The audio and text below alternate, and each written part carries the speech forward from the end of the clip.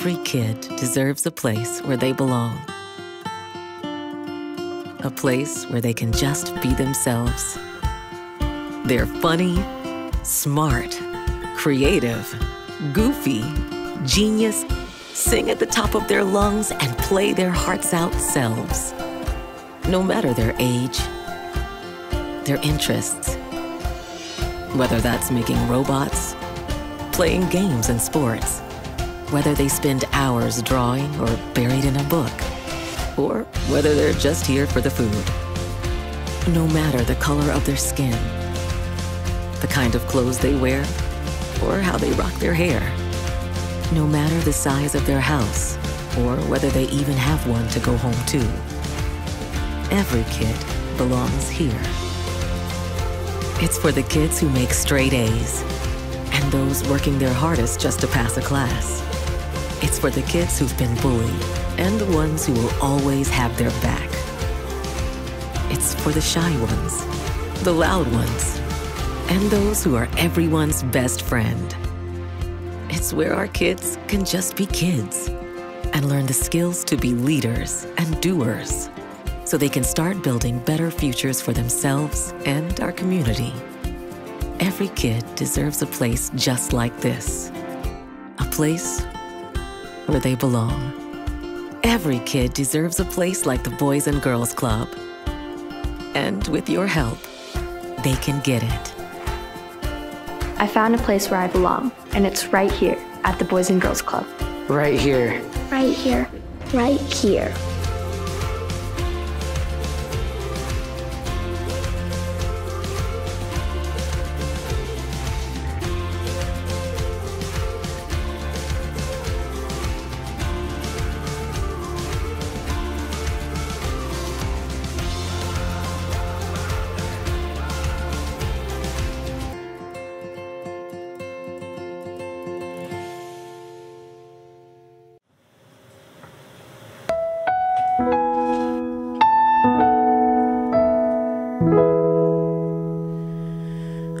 Oh, say, can you see by the dawn's early light what so proudly we hailed at the twilight's last gleaming, whose broad stripes and bright stars through the perilous fight o'er the ramparts we watched were so gallantly streaming, and the rocket's red glare, the bombs bursting in air, gave proof through the night that our flag was still there. Oh, say Star-Spangled Banner yet wave o'er the land of the free and the home of the brave.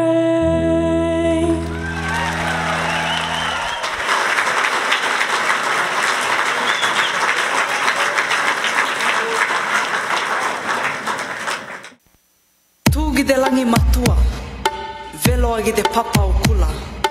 Tui agi de pito o ka hotu, I de papa sau o kolo. I de papa ihi o mahuta, I de papa o taku ate e. Hili agi de ihi o te la, I de kele lava. Tu iho.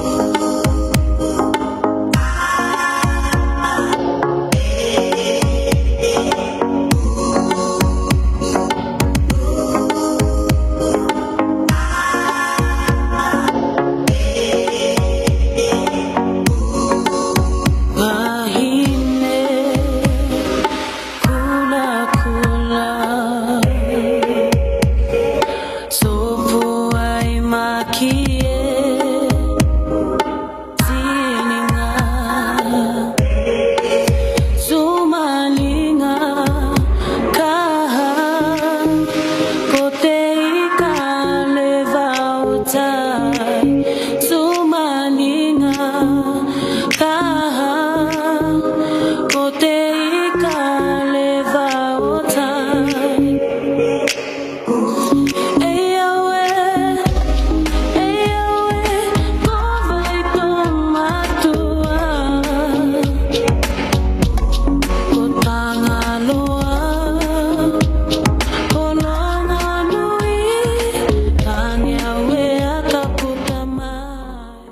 we're so excited to have you guys back here tonight. Our mission hasn't changed in all the years that we've been here. That's to enable those kids that need us most to be productive and caring citizens. I don't know if you know, but next week is our 45th birthday for the Boys and Girls Club of Truckee Meadows. But we've come a long way since that warehouse converted into a Boys and Girls Club down on Terminal Way and Mill Street, which no longer exists, and then 81 moved with the club that most of you know on East 9th Street. But today, from that single site back in 1976, we operate 34 school-aged facilities across northern Nevada, and not just in Reno and Sparks, but also in Fernley, Ely, and Winnemucca. And expanding our mission from school-age kids, you just saw from 2007, we added our early learning centers. That's the 6-week to 5-year-olds. And Kim Stevens, who is the leader of that group, came to us in 2007. We would not be running daycares without Kim Stevens at the Boys and Girls Club. And today we have 4. We see nearly 2,000 school-age kids every day, and we see nearly 500 kids in our early learning centers. So great numbers and a lot of contact. Now, if you don't know, one of our mantras at the club is when school is out, clubs are in, right? So that means before school, after school, school breaks, and summers. But then also, on occasion, we have to operate when a pandemic pops up. So we've done a little bit of that, too. In the club, a lot of you may know about, we play basketball there and other sports, but we're also doing STEM classes, education. We're finding mentorships with the kids. We're teaching them how to volunteer and give back to the community, and so much more at the club. We do have 5 core areas that we program out of, so our programming is intentional, and we try to teach the kids the lessons they need to be successful in life and be good citizens in our great community here. But we would not be an organization this size with this breadth and scope that we have without your support. It's been mentioned a couple times, and I want to add our thanks to the veterans. I was sitting in the office this morning. We were open, serving kids, and I thought how lucky we were to be here, our kids enjoying, having fun in the greatest country in the world. And if it weren't for the veterans, we wouldn't have that opportunity. So I just want to keep that thank you going.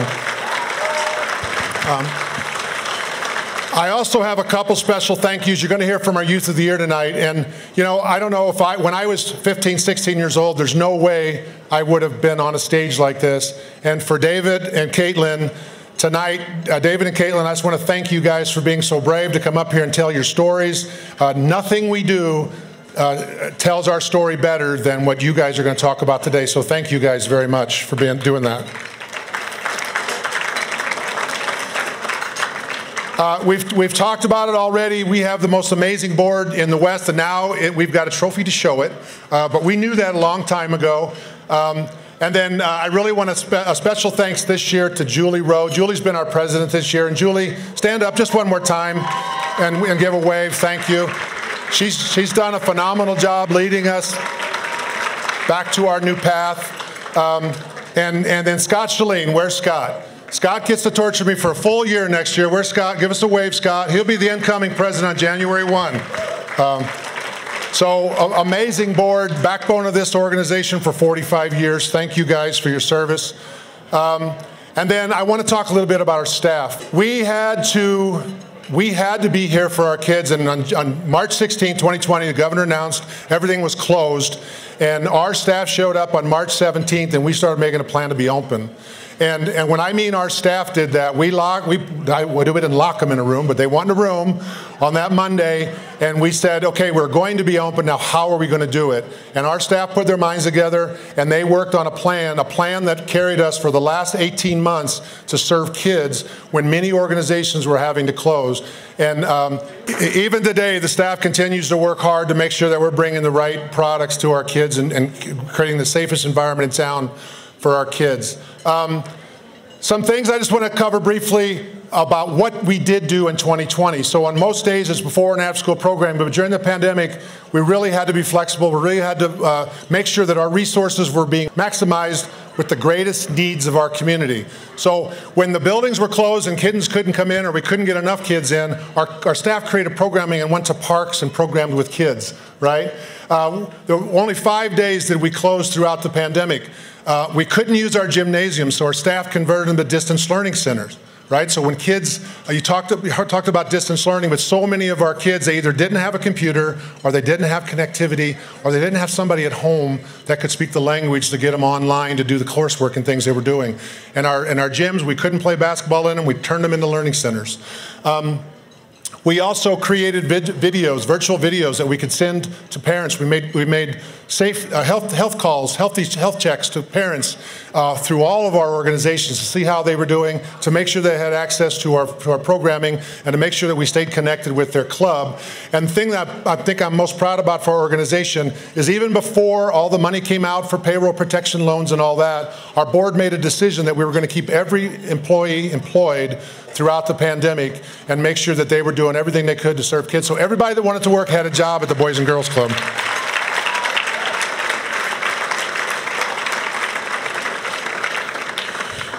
When we were first closed and we were limited, we could only open to essential workers. Over 2,000 kids of essential workers came to the Boys and Girls Club.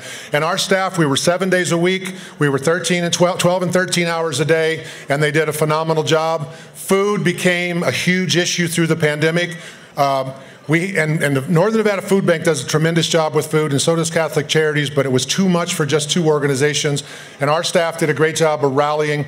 We served over 4,200 boxes of food to families through the pandemic, and those boxes were built for family of 4 for 21 meals in the week, so 84 meals in every box. And we did that, and we've done that throughout the pandemic. When the schools were closed, a lot of our kids, if you do or don't know, they get their meals from school when school is in. So we opened up our centers and we handed out grab-and-go meals until kids could come back to the club. And once we can get them back into the club, we served over 400,000 meals. So all told, over 600,000 meals in 2020 to kids and families in the Truckee, Meadows, and Humboldt County. And then just briefly, we're challenged with the same things you're challenged with. Today, the first time I've been at the organization for a while, and it's the first time since I've been here that we actually have kids on waiting lists. Kids that want to be in the club, and we can't let them in because we don't have enough staff. And we are working hard. The staff that you saw today, they're all working long days and multiple hours. Staff that are supposed to be evaluating are in the clubhouses working with kids. We're doing everything we can. All of our sites are open. We're just not back to capacity yet. We're working on that. Tonight is a great sign. We've got to get our fundraisers back working again. So having you guys here and everybody being excited and being here to support the club is a great sign. We had a great Chipino in June, if you had a chance to make that, and getting those fundraisers working again. Continuing to serve meals. In Winnemucca alone, they quadrupled the number of meals they served in 19 to 20 during the pandemic and did a phenomenal job, and there's more of that we can do. And then there's also, you heard Julie talk about 14 new sites. We actually have several sites that are that need us now, but we can't meet them with staff, and when we can do that, we will get to them. But those are the challenges that many of you are facing, same ones we're facing. And then just to kind of wrap up, whatever it takes, what does it mean today? For us, it's us finding our new normal, right? We're not trying to get back to 19. We're trying to figure out how we can best be efficient and effective in 2022, and our staff is working hard to do that. We're working to close the gap. So distance learning was talked a lot, and we had access and packets and all those things, but the numbers are coming in, and kids that were behind before the pandemic are farther behind today than they were before the pandemic started, right? And it disproportionately affects kids of color, and our job is going to work closely with the district as their #1 support and with the charter schools we work with to help get the kids caught back up, and that's a major goal for us. And then finally, to jumpstart our economy. And that we've got to be open, we've got to continue to open, we've got to continue to create access. People are ready to go back to work, and they got to have a place to take their kids, and we're going to work on all of that right now.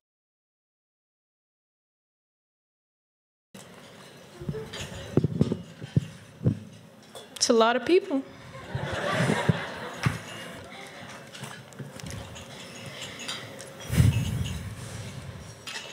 We begged him to stop, but our pleading only made things worse. Once my father was through beating my mother, he turned his focus to us kids. She couldn't protect us, and we couldn't protect her. All we could do was cry and hope that it would end soon. My father was in and out of jail throughout much of his childhood, but the memories I do have are experiences etched in my mind. Experiences I wish I could not remember.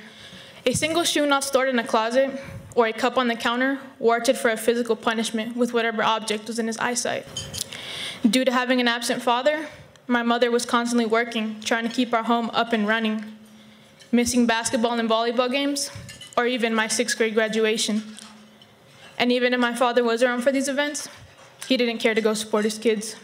Me and my siblings were constantly roaming the streets and had to fend for ourselves for our meals. As a result of my horrible home life, I had trouble focusing on school. I would constantly act out. I acted like I didn't care about anything, but in reality, I cared about everything. I cared that I had to wear hand-me-downs and beat-up shoes. I just wanted to fit in and look like everyone else. But more so, I wanted to be loved and protected the way I assumed my classmates were. I got mixed up with a pretty rough crowd and wanted to find a way to make my own money, to buy my own clothes. So I began to sell drugs. When I made a sale, I would receive a cut of money, and with that money, I could put a pair of Nike Cortezes on my feet. The more I sold, the more curious I became. Why does everyone do this stuff? I started trying the products I was selling, and by the end of 7th grade, my curiosity had led me to try multiple substances. My life was going downhill faster than a roller coaster drop. I needed something to shake me from the life I was living. Then halfway through 8th grade, I was noticed by an administrator at Vaughn Middle School named Alexis Adams, and she worked with the difficult kids. We would talk weekly about improving my behavior. She was not just another person who came into my life and gave me false hope. She became my mentor who cared about me. She used to work at the club and knew that it would get me off of the streets. Although it took some serious convincing, I eventually signed up at the Donald L. Corona Clubhouse on Bresson Avenue.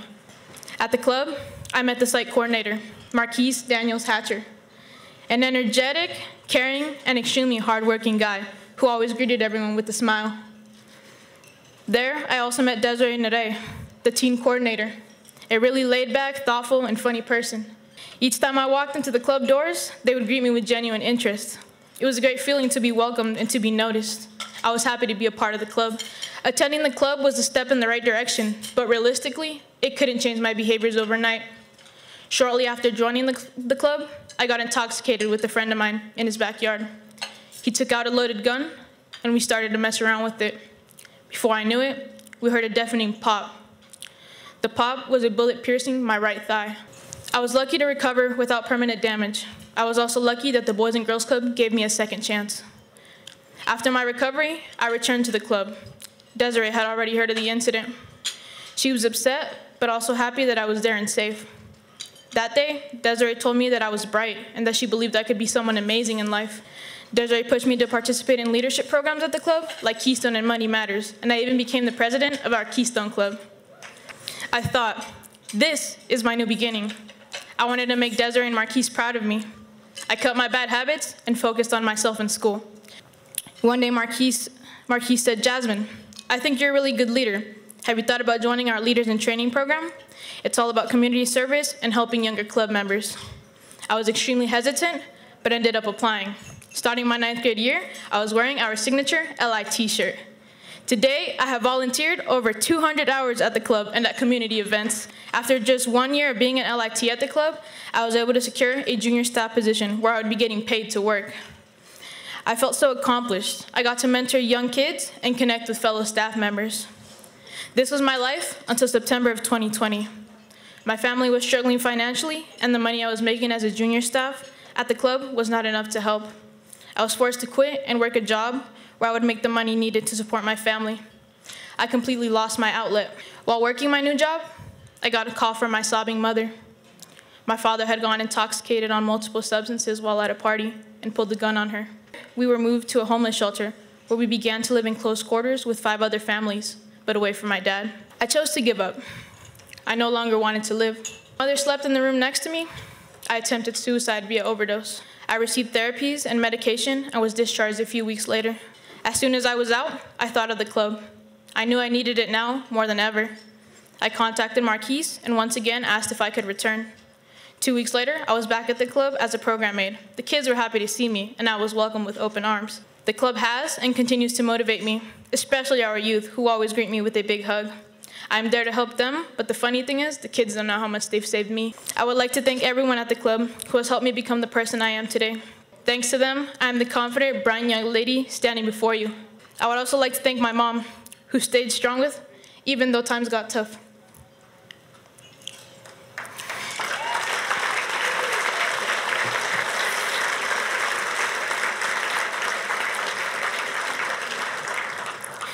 This June, I will be the first in my immediate family to graduate high school.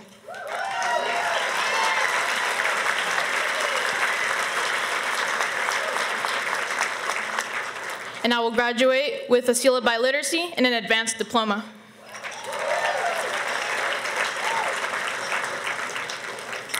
After graduating high school, I will achieve my dream of going into criminal justice and becoming a victim's advocate.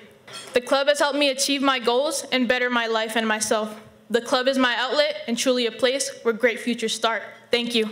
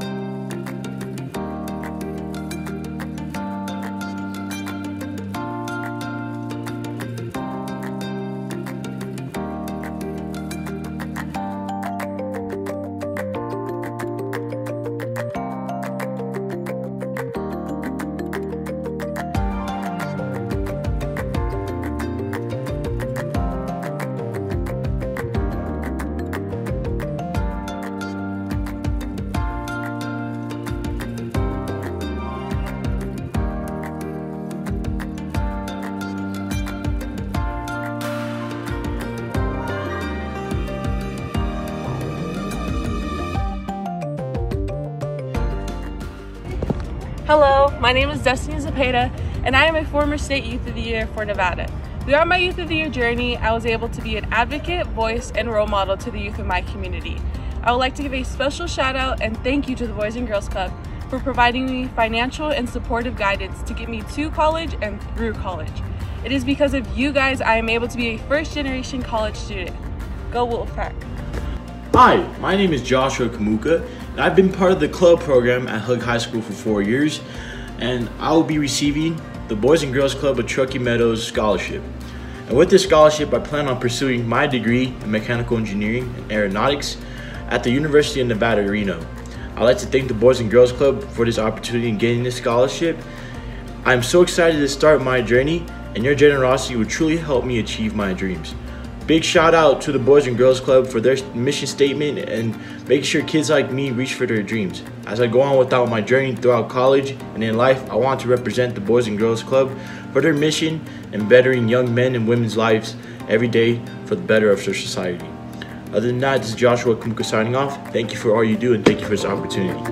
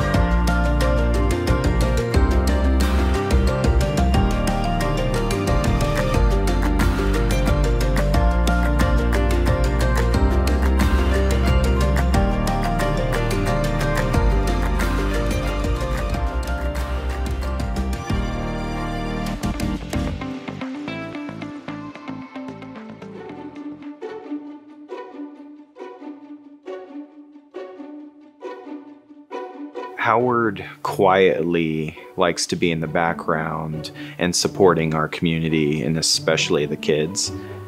You would never know. You would never know what he's done, and many don't know what he's done for our club. Howard is a very humble person, and he's very compassionate. When you first meet him, he doesn't seem that way, but he is. I know he is. He's just very businesslike, very shy, and he approaches things in a totally different way, a wisdom way, and he's always right. It's always amazed me. But those two attributes play very well within him. Howard thinks he's just a very normal guy when he's anything but normal. He's generous with his time, his efforts, his money, and when he cares about someone or something, he gives it his all. He believes that people should do the right thing.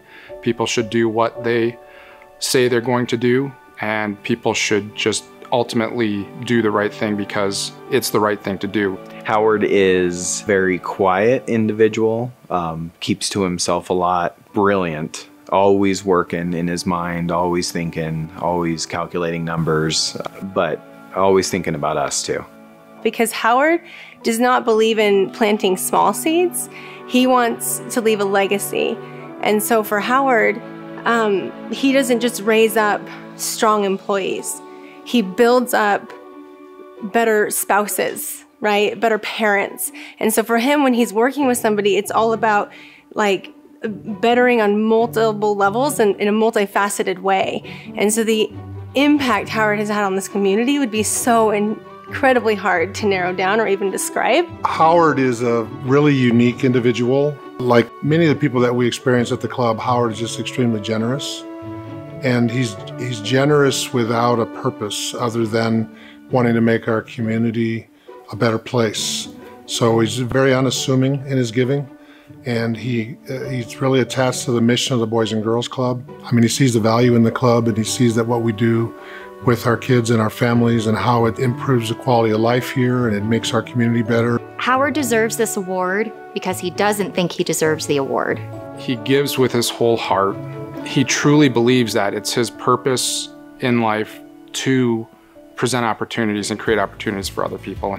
Howard dances to the beat of a different drum. He was out to a family dinner once a while back, and they were at a casino restaurant. He did a Keno ticket and hit I think it was a $4,000 jackpot on the Keno. He won that ticket. And the next day he went to church. He had all that money in his wallet. And apparently he always had a tradition where whatever he had in his wallet, he'd drop in the collection plate. And it was a very good day for the church. His business and his success is a gift. It's not his, it's not something that he created, it's a gift. And his reaction to that gift is to turn around and use that gift to help other people. Howard roots for the underdog, and he wants to give that second chance to someone who may not have gotten it somewhere else. Howard's purpose in his life is to give others an opportunity to grow and succeed. So with our youth and in our community, and specifically the Boys and Girls Club, he wants to give that organization and those kids a chance for opportunity and to grow. Seriously, he is a kid. Howard, I mean, for those that know Howard is just a moderately bit reserved, you know, kind of a quiet person. But when you get him around kids, he just opens up and becomes a different person, and he is just a big kid at heart. People may know the business side of Howard. He's all numbers and he's all work. But what people don't get to see about Howard is that he loves Korean soap operas. And he gets actually super mushy and like overly affectionate when we're watching them. It's super awesome. But outside of business, outside of work, you know, he cares about his family, he cares about his community, he cares about kids, he cares about his church. It's different, you know, get him out of work and it's different. You see the personal side of him.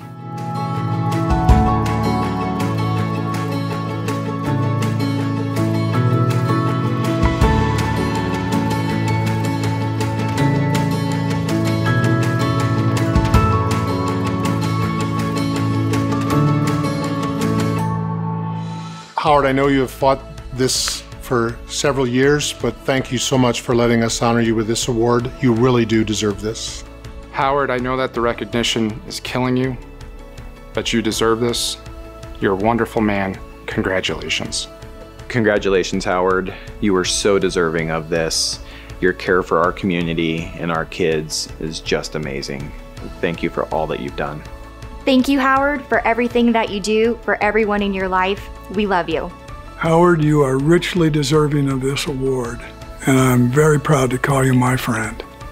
Howard, from the kids and I, we love you so much, and we are so insanely proud of you. You really deserve this.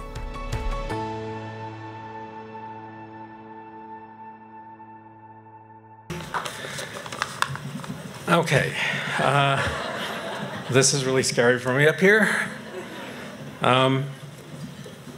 Those that like short speeches will be happy.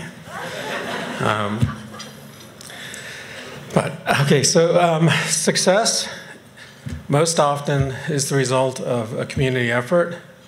And so I'd like to thank my family, my friends, colleagues, because it was really their group effort that has made these successes possible. So thank you.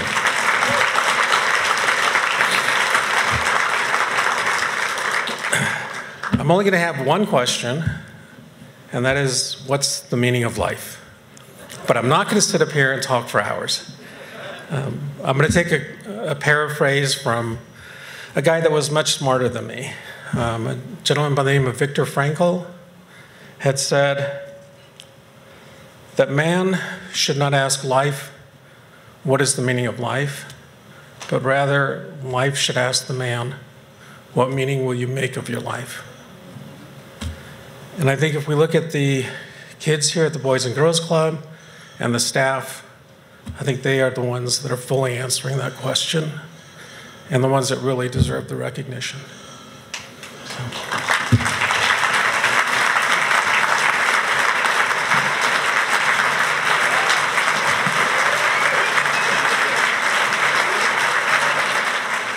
We're looking for fun, energetic, excited young individuals to come and join our team here at Boys and Girls Club.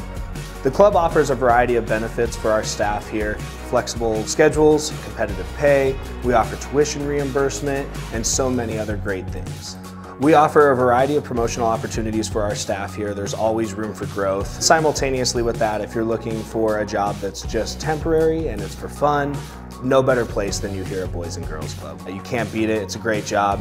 Where else do you get paid to play dodgeball? Come join our team.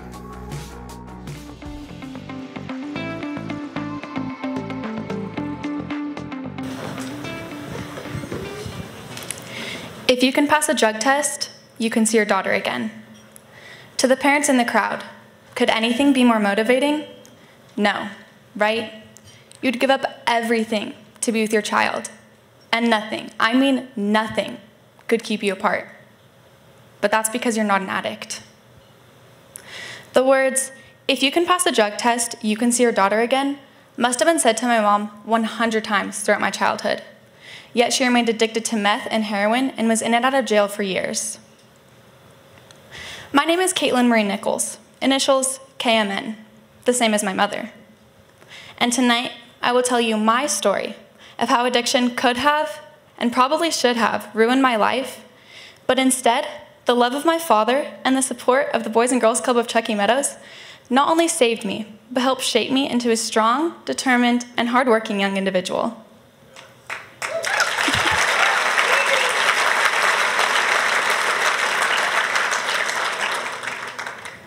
I lived in a two-parent household until I was 8 years old. Memories of these years go something like this: a few good days in a row, then a screaming match between my parents would ensue, usually because she had spent all of our family's money and pawned important items to feed this drug habit. My parents' fights would get to the point where I would run to our neighbor's house because I couldn't handle seeing the two people I loved most screaming and throwing things at each other. Most of the time, I would have to talk to the police because I was the only one there as a witness. This vicious cycle eventually ended when a judge declared my mom was legally no longer fit to be a parent. She was in and out of jail during this time, so most of my communication with her was through the occasional call and postcard, promising to get clean, and this would all be over with. I vividly remember spending multiple lunch breaks and recesses in my classroom. I had to stay inside because my mom told me she was going to come take me. I was in 3rd grade. She succeeded just once when she manipulated a family friend into thinking she was allowed to see me unsupervised. Honestly, I was excited she was there and that she seemingly wanted to be with me, So I willingly let her whisk me away to her friend's couch, where I sat naively playing Candy Crush on her phone, until I heard, "Bam, bam, bam, Reno PD, open up." My mom came running from the other room in her red robe with a towel on her head. The look on her face frightened me as she was flat against the wall, and she said, "Don't move. They're looking through the windows." Each second that passed felt like hours. After many minutes of hearing the police scream through the doors and windows, I begged my mom to open up. When she finally did, one of the policemen took me to his patrol car and tried to distract me by showing me all the buttons in there. As we were driving out of the wide cul-de-sac, I looked back and watched police drag my mom out of the house in handcuffs while screaming vulgar language to my dad and his girlfriend. "I'll see you in court and get my daughter to myself once and for all," she said. Because of this, 3rd grade was a brutal year.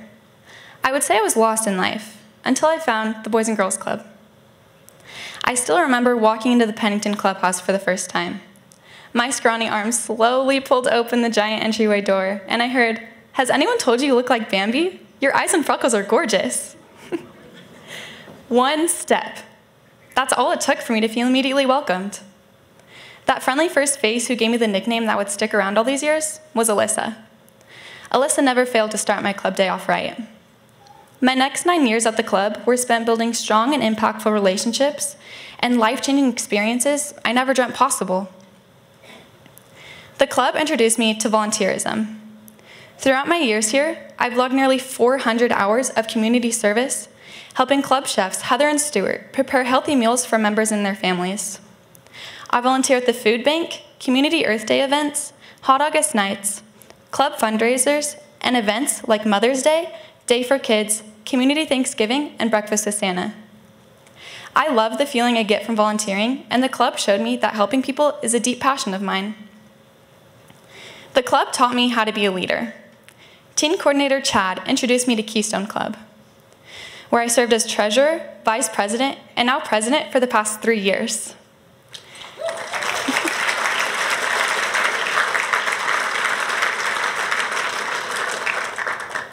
The Keystone program helps teens become responsible, caring citizens and acquire skills to participate in the democratic process, such as planning, decision-making, and contributing to the community. The club made me a mentor and gave me a paycheck. Chad also pushed me to get involved with the Leader in Training, or LIT program, and become a junior staff member. The LIT program is designed to ensure members not only graduate high school, but have the skills and tools needed to further their education and careers. We set goals, gain work experience, and so much more. I've been a junior staff for over 2 years now, and applying for this job has been the best and smartest decision of my life. Working with the kids has allowed me to bond with these children on a whole new level. Many come to me when they need someone to talk to. These kids trust me, and they open up to me about their home lives.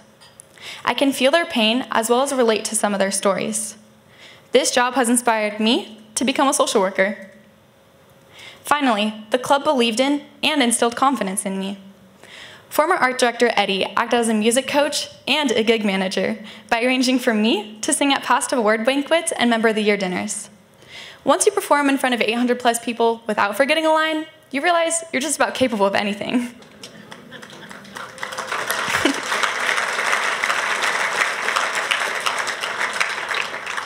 I spend a lot of time at the club, but when I'm not here, I balance schoolwork and attend games and practices as a varsity cheerleader at Reno High.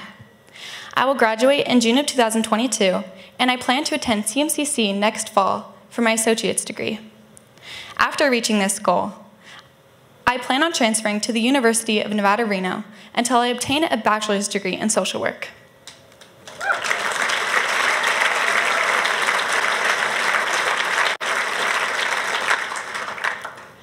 Growing up with a mother battling addiction was extremely difficult. It was my dad who would drop me off at the mall so I could buy a homecoming dress. YouTube videos that taught me how to do my hair. Many trial and error runs with makeup in hopes of fitting in. So many first and meaningful experiences I wish she could have been a part of. People always ask if I have a relationship with my mom now, and the answer is yes. We talk on the phone a couple nights a week. How'd she get clean? She had to nearly lose her life. During the second semester of my freshman year, my mom was admitted into the ICU after having multiple strokes. The doctors also found a 20-millimeter brain aneurysm. They were able to remove it successfully, but she lost mobility throughout the left side of her body, and her speech was forever impaired. As far as I know, she hasn't touched drugs since. It's crazy how after everything we've been through, I still love her and want her to be well, and how her near-death experience completely rocked my world. She isn't here tonight, but my dad is. Dad.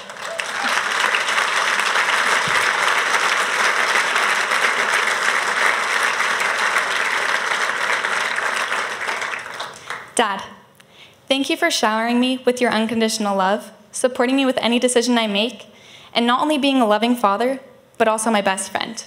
I love you.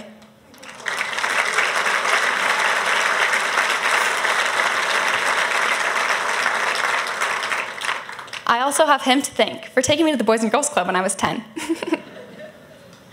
Being a part of the Boys and Girls Club community gives me a feeling beyond anything I can explain. I recommend youth and teens join this community no matter who you are, where you come from, or what your background is, because every single person here will love you and be here for you throughout anything you could ever imagine. I want to thank all my mentors I've had throughout the years. Alyssa and Dylan, my early mentors. Heather and Stuart in the kitchen. Caleb, who became the big brother I never had. Eddie, my talent manager. Miss Norma, who always went above and beyond and whose laugh was utterly contagious. And of course, Chad, Coley, and Gladys, the people who prepared me for this honor tonight. Helen Keller once said, "A bend in the road is not the end of the road, unless you fail to make the turn." I chose this quote to share with you all in hopes of reminding you to always persevere, and it is never the end of something. You simply have to keep trying. I encourage you all to keep this quote close to your heart, and remember, I have your back, but most importantly, the Boys and Girls Club of Truckee Meadows has it too. Thank you.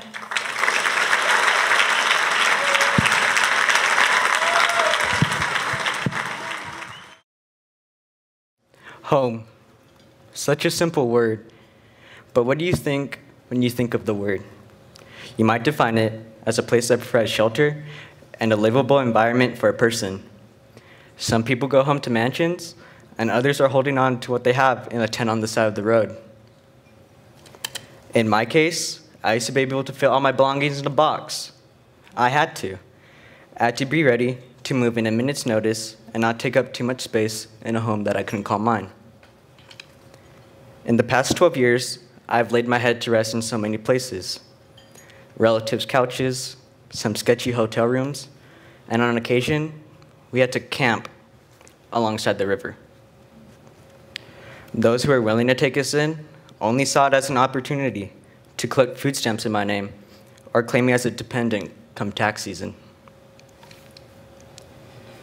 Yes, I've lived in so many places, but I've only been able to call 2 home, because to me, home is a place that offers a safe, caring, and loving environment that will be there for you the next day.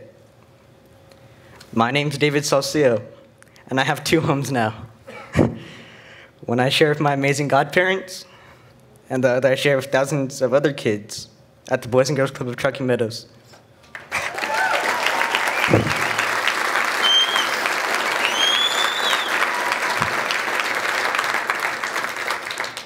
But let's rewind a little bit to the beginning, because the road to find my homes hasn't really been a smooth one. My story on this earth began January 17th, 2005, and these past 16 years have felt like a lifetime. I lived with both parents until the age of 4. My mom was the sole provider for our family, so my dad assumed the caretaker role. Whenever she came home, she was too tired to play after a 12-hour shift, and as a result, we never developed a warm, affectionate relationship with each other. My days were spent with my dad. He entertained me with good old-fashioned exploring. We'd go walking on the trails by the river, and some days followed the train tracks downtown until the sun went down. From what I remember, I was a happy kid with the typical family, until one night, it wasn't. As I climbed into bed, a surprise awaited me in my pillowcase. Oh, a new Nerf gun. I picked it up, waved it around, pointed it at everything in sight. You know, average 4-year-old stuff. But I could still remember the panic in my mom's voice when she yelled at me to drop it. It wasn't a Nerf gun. My father had used his own son's pillowcase to stash away his revolver. Turns out, while my dad was the perfect adventure buddy, he wasn't the perfect man. I later learned he was involved in some pretty bad stuff, including selling and the use of drugs. Although I didn't shoot my dad's gun that night, a tragedy still occurred. The home that I'd known up to that point was destroyed. That night, my mom and I left my dad and began what I could only describe as a life of constant chaos. Now you may be thinking, my mom, the hero, from removing me from this situation?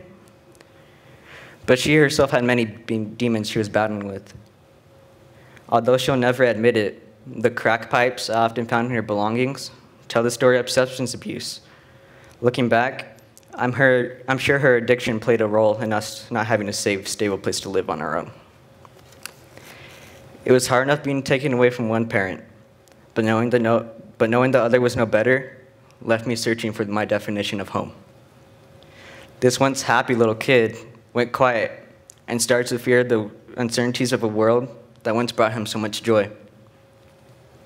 After we left my dad, we were essentially homeless, bouncing around from place to place.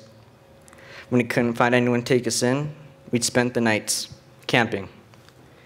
While for most people, camping signifies s'mores and happiness, but for us, camping meant cold nights, trying to stay warm, and wondering if our situation was going to better the next night. During one of our camping trips by the river, I'll never forget the time my mother almost bartered for my worth. As she pushed me around in the shopping cart, I heard a woman say, "How much for the kid?"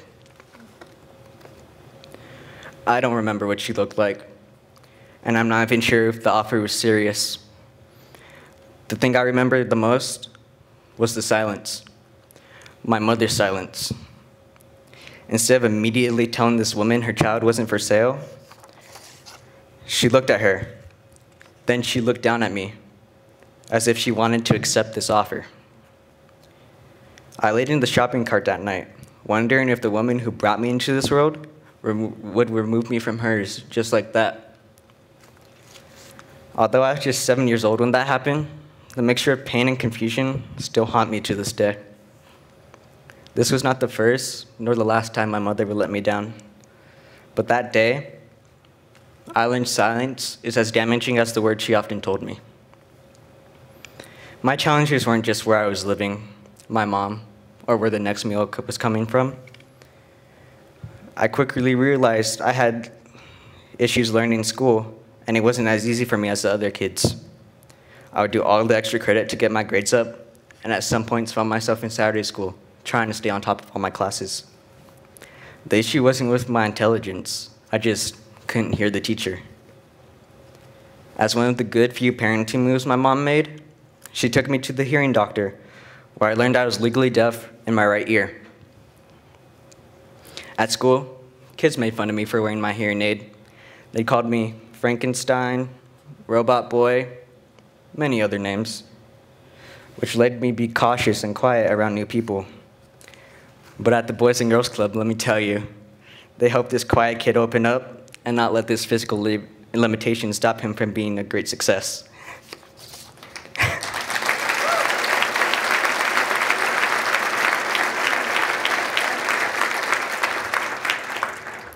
My club experience could only be described as life-changing. The club has done so much for me these past 10 years I've been attending, from the free meals to giving me my first job. Thanks, Corey.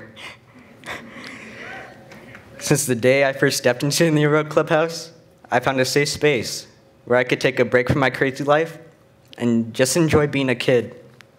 As a teen, I got involved in the LIT program, where I learned invaluable skills, such as how to manage my money, and I even opened my first bank account.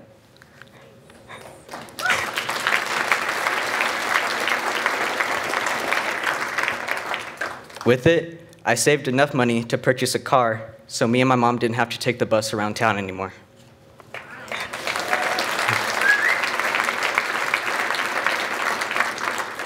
That first summer, I worked tirelessly as an LIT and was so proud of the money I earned and saved. One day, while we were at the gas station, my mom asked for my debit card PIN. I didn't think twice about it. The car needed gas. And what parent would ever steal from their child, right? Days later, when I tried buying a bag of Takis at the store, I saw the words, "insufficient funds," run across the screen. I couldn't believe it. I just got paid. So why couldn't I buy this bag of chips? I stepped outside the store to check my bank account on my phone. My account showed a balance of 27 cents. My mom tried to deny taking the money, but I found her casino receipts on the floor. I wanted to leave, but I couldn't come to terms with leaving behind the only parent I had left. But after my account fell short to zeros many times after that first incident, I made the difficult decision to remove her from my life. I bounced around a couple places. I even tried to live with my dad again, but he was no different from the other adults in my life. At the time, he didn't have a stable place to live either. He was homeless, just like me. So his only suggestion was to split rent for a single room in a house full of strangers that didn't even speak the same language as me. With nowhere else to turn, I accepted this invitation. So let's recap. Here I was, a 16-year-old boy, going to school full-time and working 2 part-time jobs every night in order to pay my half of the rent. These adult responsibilities soon became too stressful and too much to handle. But after hearing what I've been going through, my godparents opened their doors to me. The day I moved my stuff into this house, it felt different. This time, I felt like for once, I was meant to be there.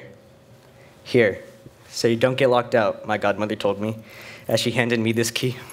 Spider-Man keychain and all.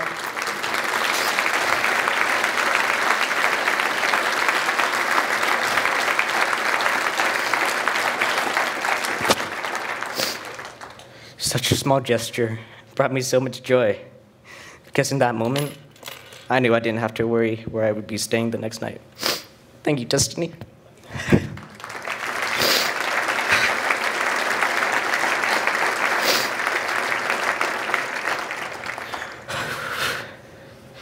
With the support from my godparents and club family, these past few months, I've been able to just focus on being a teenager and getting my grades back up. As a junior attending Worcester High School, I currently maintain a 3.8 weighted GPA.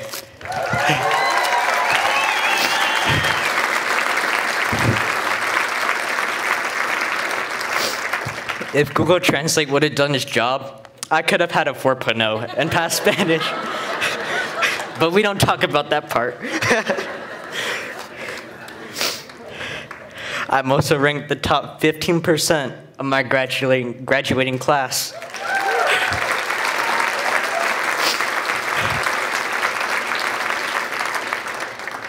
Thanks to my time as a junior staff, I found a passion for working with the younger kids. My goal when I'm with them is to make sure they have as much fun as possible so they can forget about whatever issues they may be going through outside of club. This experience had led me to want to pursue a career where I could help children have a better childhood than I could ever dream of. I can't say my life is perfect now, or that my past doesn't haunt me, but hey, things are still looking up. And a huge part to thank to that are my godparents who are here with me tonight.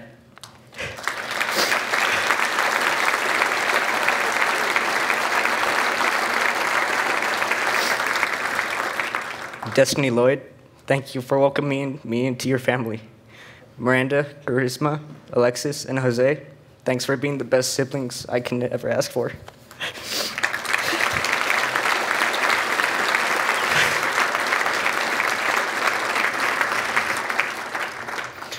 I want to also acknowledge the club and the many mentors who have made a profound difference in my life. During my summers at the Carano Clubhouse, you know where this is going. Marquise fulfilled the father figure role that's been missing from my life. He taught me new skills and showed me new perspectives on my life. During my time at DWR, Jackie's friendly attitude was always there when I needed just someone to sit down and talk to. Special thank you to Gladys Ruiz at the start of my 8th grade year when she had to be the LIT packet. I don't know where my life would have been without you. Thank you, Gladys.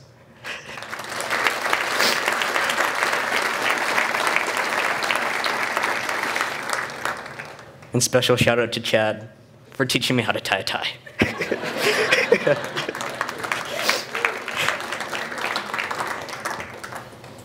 And one of my best friends, Jared Porter, well, he taught me a thing or two about life. As a former youth of the year himself, Jared encouraged me to apply this year, telling me my story had to be heard. Because of him, I also found a passion for the sneaker community.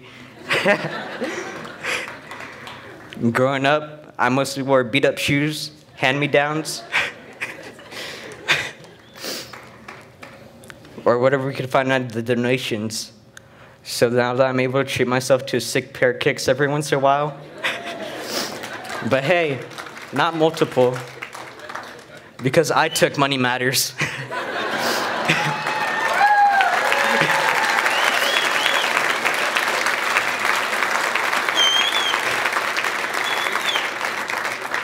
I make sure to always take my old ones to the thrift store or to donate them, since I know how happy another kid will be when they find a crisp pairs of Jordan 4s sitting on the shelf, just like I did.